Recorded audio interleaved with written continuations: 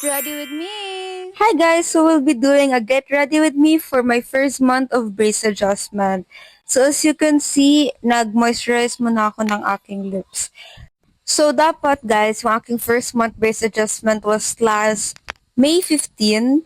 Pero since super busy ng sked namin for that month talaga, so hindi na siya nasingit.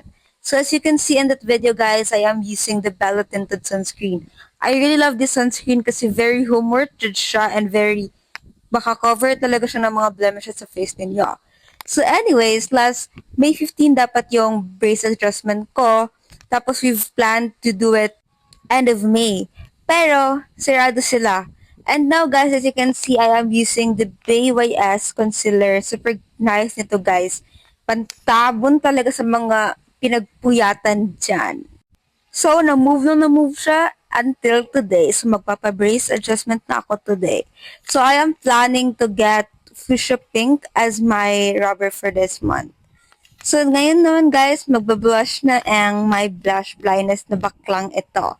So, I am using this blush. Super ganda nito. It actually gives you that sun-kissed effect. Very natural lang siya. So, for this first adjustment, guys, ibabalik na yung mga brackets ko na natanggal.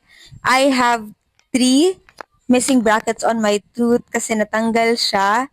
The other 2 was removed or I mean, natanggal siya nung kakakabit pa lang, to be honest. Nagkain lang ako, tapos natanggal na siya.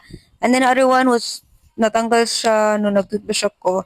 That's why I'm so nervous right now kasi the pain will be back and diet year na naman ang baklang ito. So, kung gusto nyo magpayati, mag-braces na kayo. This is the easiest way na wala kayong kahirap-hirap. It's all for girl. Bye!